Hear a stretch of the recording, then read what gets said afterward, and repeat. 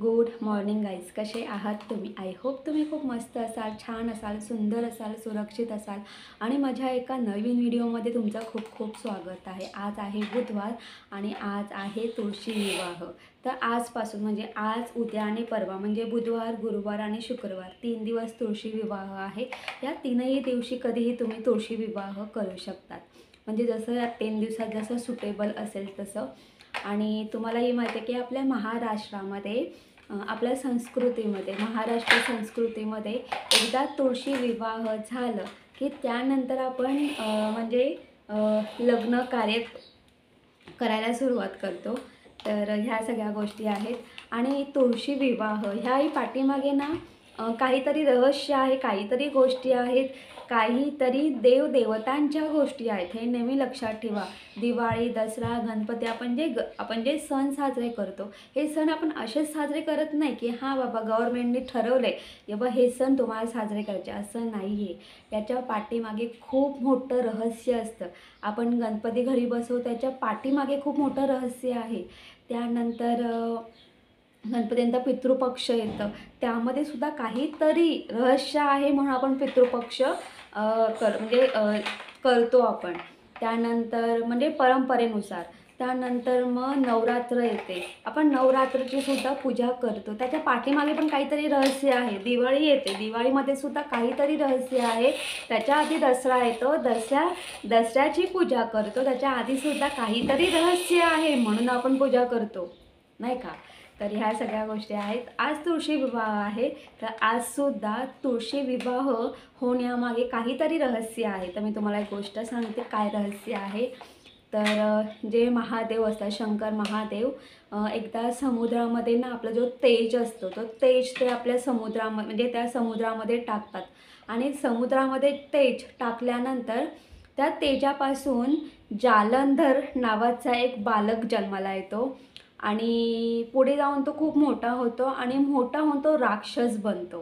तर जालंधर नावाचा तो राक्षस बनतो आणि तो ज्या नगरीमध्ये राहत असतो त्या नगरीचं जालंधर नगरी असं त्या नगरीचं नाव असतं. आणि त्याचं एका राजाची मुलगी वृंदा नावाच्या मुलीशी त्याचं लग्न, म्हणजे एक राणीची वृंदा नावाच्या राणीशी त्याचं लग्न होतं. आणि दुसरी गोष्ट म्हणजे अशी की जी वृंदा असते ही म्हणजे प्रतिव्रता धर्मामध्ये ती खूप, म्हणजे ती एवढं प्रतिव्रता धर्मामध्ये ती एवढी असायची, ती आपली पतीची खूप सेवा करायची आणि त्यातल्या त्यात ती विष्णूंची सुद्धा परमभक्त होती. ती विष्णूंची सुद्धा खूप भक्ती करायची आणि ती विष्णूंची ती परमभक्त होती. आणि हा जो जालंधर नावाचा जो राक्षस होता, हा जेव्हाही युद्ध करायचा ना तेव्हा तो जिंकून यायचा. तो कधीच हारला नव्हता, तो कधी हारतच नसायचा. आणि ह्या सगळ्यामुळे सगळे देव खूप म्हणजे असं त्रासले होते की बाबा याला कसं मारलं जाईल, हा जालंधर नावाचा जो राक्षस आहे त्याला कसं मारलं जाईल. सगळेजण ह्या म्हणजे असा विचार करायचे वगैरे. आणि ही जी वृंदा आहे, तर जेव्हा जालंधर युद्धासाठी जायचा तेव्हा ती जालंधरची म्हणजे हे करायची, आरती करायची, हळद कुंकू लावायची. आणि जेव्हा जालंधर युद्धासाठी जायचा तेव्हा ती विष्णूची म्हणजे ना भक्ती करायला बसायची. म्हणजे जालंधर घराच्या बाहेर पाऊल टाकतो तेव्हा ती विष्णूंची भक्ती करायला बसायची. आणि जेव्हा जालंधर युद्ध करून जिंकून जेव्हा यायचा तेव्हा ती वृंदा तिची भक्ती ती बंद करायची. तोपर्यंत ती विष्णूची भक्ती करतच राहायची. तिची जी काही उपासना असेल काही ती करत राहायची. कशासाठी की माझा पती जिंकून यावा म्हणून ती सतत ती विष्णूंची भक्ती करायची. आणि जेव्हा जालंधर घरी यायचा तेव्हा ती तिची म्हणजे नमस्कार करून ती त्या पूजेवरून उठायची. हे नित्यनेमाचा क्रम होता. आता विचार करा, वृंदा ही विष्णूची परमभक्त होती, त्याच्यामुळे विष्णूसुद्धा ना असे अडकले होते मधोमध. काय करायचं, ही माझी परमभक्त आहे, मी हिच्या नवऱ्याला मारूसुद्धा शकत नाही. कारण ना तिथं ना तसं श्री विष्णूंना तिने सांगितलं होतं की माझा पती म्हणजे युद्धासाठी गेलेला आहे, त्याला तो व्यवस्थित युद्ध जिंकून घरी आला पाहिजे. ती नेहमी जेव्हा ती पूजा करायची त्या पूजेला बसताना ती असं सांगून असं बोलून ती पूजेला बसायची. आणि मग ह्या वचनामध्ये श्री विष्णू अडकायचे. आता करायचं काय, म्हणून सगळ्या देवतांनी एक युक्ती केली. तर श्री विष्णूंनी काय केलं की जालंधरचं रूप घेतलं आणि मग ते वृंदाजवळ आले. आणि जसं वृंदाने त्या जालंधरला बघितलं तशी ती पूजेवरून उठली, म्हणजे तिची भक्ती बंद झाली, स्टॉप झाली. आणि मग त्यानंतर काही क्षणार्धात जालंधरचं मुंडकं असं उडवलं गेलं आणि ते तिच्या घरामध्ये डायरेक्ट येऊन असं पडलं. तर नंतर मग ती थोडी घाबरली, ती थोडी दचकली. हे असं काय, माझ्यासमोर तर म्हणजे ती माझ्यासमोर तर माझे पती उभे आहेत, मग हे मुंडकं कोणाचं. ते खूप घाबरले, खूप म्हणजे तिने खूप असं आक्रोश वगैरे केला वगैरे. आणि त्यानंतर मग विष्णूंनी तिची क्षमा मागितलेली आहे आणि तिने सांगितलेलं आहे की मला क्षमा कर, नाईलाजाने मला हे सगळं करावं लागलेलं आहे. आणि मग तेव्हा तिने त्या आक्रोशाने तिने श्री विष्णूंना शाप दिला होता. आणि त्यानंतर मग सगळे म्हणजे देवता सगळे एकत्र येऊन तिला वृंदाला म्हणजे सांगितलं की तू श्री विष्णूंना तू या म्हणजे शापातून मुक्त कर. तेव्हा तिने वृंदाने श्री विष्णूंना त्या शापातून मुक्त केलेलं आहे. आणि त्यानंतर तिने दहन केलेलं आहे, अग्निदहन केलेलं आहे. आणि जेव्हा ती अग्निदहन करते त्या अग्निदहनामध्ये जेव्हा तिची पूर्ण राख होते, कारण ती काय बोलते, माझा नवराच नाही तर मी जगून काय करू. कारण तिला तिचा पती खूप प्रिय होता आणि त्याच्याही व्यतिरिक्त श्री विष्णूंची भक्ती तिला खूप प्रिय होती. ह्या सगळ्या गोष्टी होत्या आणि ह्या सगळ्यामध्ये ती विष्णूंच्या एवढी जवळ होती की श्री विष्णूंना ती लक्ष्मीपेक्षा ती वृंदा खूप प्रिय वाटायची. कारण म्हणजे एवढं ती वृंदाची एवढी श्री विष्णूंवरती भक्ती असायची. तेव्हा तिने अग्निदहन केलेलं आहे आणि जेव्हा तिची राख झालेली आहे त्या राखेमधून एक तुळशीचं रोप उगवलेलं आहे. तेव्हा श्री विष्णूंनी सांगितलेलं आहे, कारण तिची भक्ती श्रेष्ठ होती बरं का, तिची भक्ती श्रेष्ठ होती म्हणून त्या राखेतून सुद्धा तुळशीचं रोप जन्माला आलेलं आहे. आणि त्यानंतर मग श्री विष्णूंनी सांगितलेलं आहे की हे जे तुळशीचं रोप आहे याच्या पुढे प्रत्येक घरोघरी आणि प्रत्येक दारामध्ये तुळशी वृंदावन असणार आहे आणि तिची सकाळ संध्याकाळ पूजा केली जाणार आहे. तिला सकाळ संध्याकाळ दिवा लावला जाणार आहे. आणि श्री विष्णूंना तिची भक्ती आणि वृंदा एवढी प्रिय होती म्हणून त्यांनी सांगितलेलं आहे, मी वृंदाजवळ नेहमी जवळ राहणार आहे. तुम्हाला माहिती आहे आपण तुळशीमध्ये एक शालिग्राम नावाचा एक दगड ठेवतो, तेव्हा श्री विष्णूंनी सांगितलेलं आहे की शालिग्राम नावाचा जो दगड आहे तर ते माझं रूप असणार आहे आणि मी नेहमी त्या वृंदाच्या जवळ असणार आहे. आणि म्हणून आपण तुळशी वृंदावन असं बोलतो. आणि त्या तुळशी वृंदावनामध्ये शालिग्राम नावाचा एक जो दगड असतो तो आपण नेहमी ठेवतो, ते श्री विष्णूंचं रूप आहे. आणि म्हणून दिवाळीनंतर आपण तुळशी विवाह करतो. आणि तुळशी विवाह तुम्हाला माहिती आहे का, ऊसाबरोबर केलं जातं. ऊस पाठीमागे असतो आणि त्याच्या पुढे एक 8 किंवा 9 किंवा 10-12 वर्षांचा मुलगा उभा केला जातो तुळशीसमोर आणि मग त्यानंतर तुळशी विवाह केलं जातं. तर ही सगळी त्याच्या पाठीमागे रहस्यमय अशी ही गोष्ट आहे. तर ह्या सगळ्या गोष्टी आहेत. तर गाईज तुम्ही बघितलं असेल माझी पूजा वगैरे झालेलीच आहे. तर ते आता मला बाहेर जायचं आहे, माझी थोडी कामं आहेत. मी कालसुद्धा अर्धी कामं केली, आज मला थोडीफार कामं आहेत ती करायची, ती करून घेते. बाकी मला आज नैवेद्य दाखवायचं आहे, मी ती दुपारी नैवेद्य करेल आणि मग मी संध्याकाळी दाखवेल. तर आता आम्ही पटापट बाहेरची कामं करून घेतो.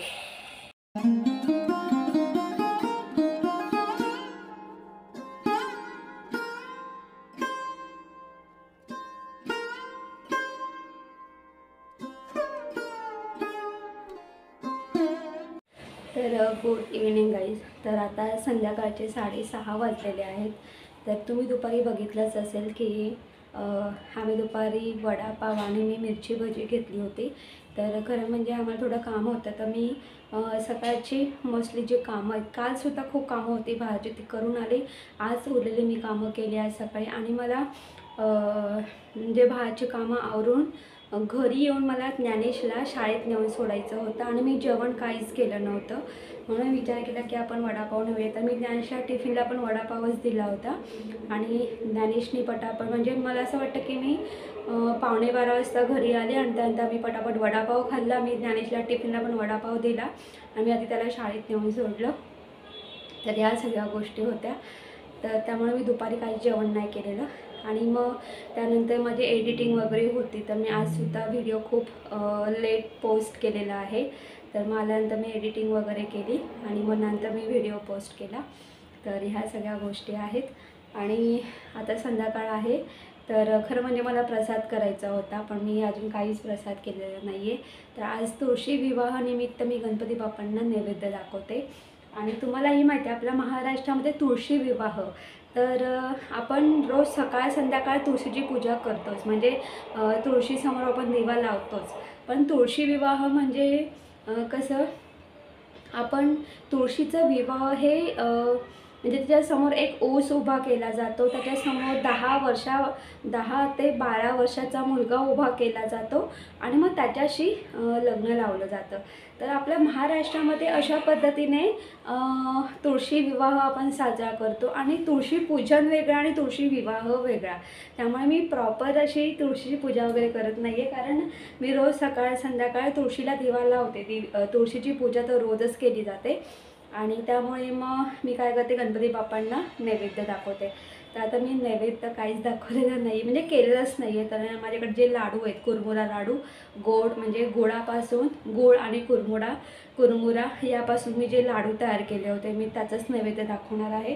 आणि आता मला सगळीकडे दिवे लावायचे आहेत। आता मी दिवे लावून घेते सगळीकडे।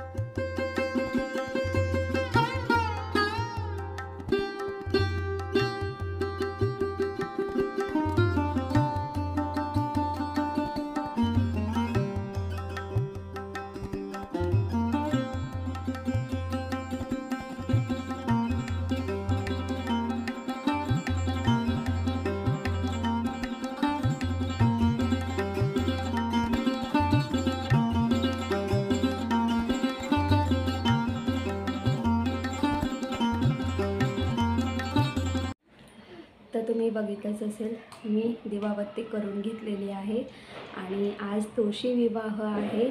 तर तुम्हाला तुळशी विवाहाच्या खूप खूप शुभेच्छा। आणि बाहेर आता फटाकेसुद्धा वाजत आहे।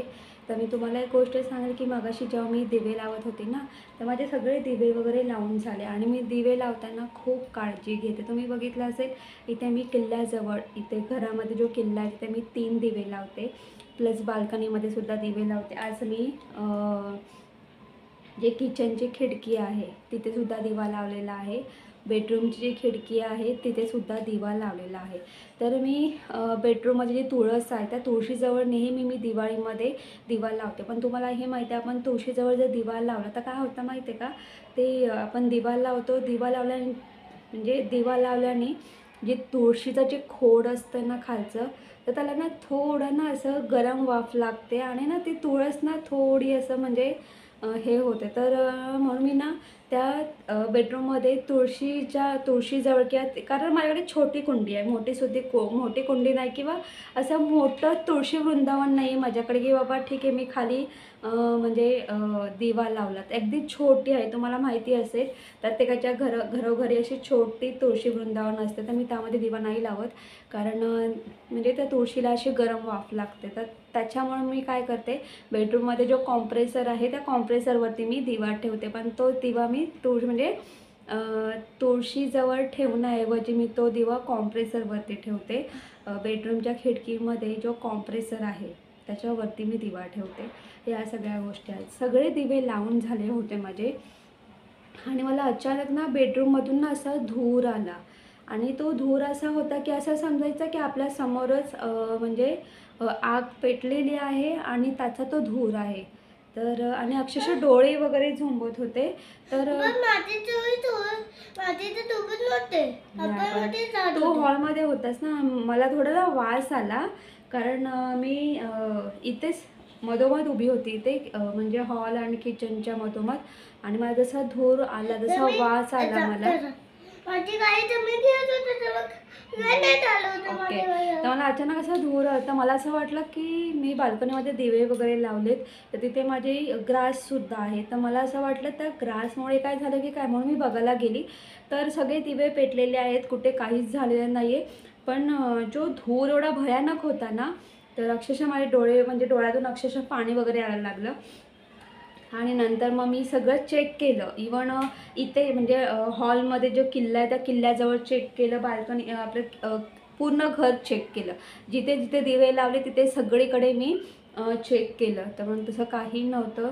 मला असं वाटतं की आणि त्यावेळेस फटाकासुद्धा वाजला नाही की बाबा असं नाही की खाली खूप फटाके वाजत आहेत म्हणून वरती धूर येतो आहे, असंही नाही. तर मला असं मे बी असं वाटतं आहे की एक तर वरच्या फ्लोअरवरती किंवा खालच्या फ्लोअरवरती कोणी काहीतरी प्लास्टिक म्हणजे जाळलं आहे आणि त्याचा सगळा तो धूरवरती आला. इवन आणि तो स्मेल कसा होता माहिती आहे का, प्लास्टिक जळल्याचा स्मेल होता.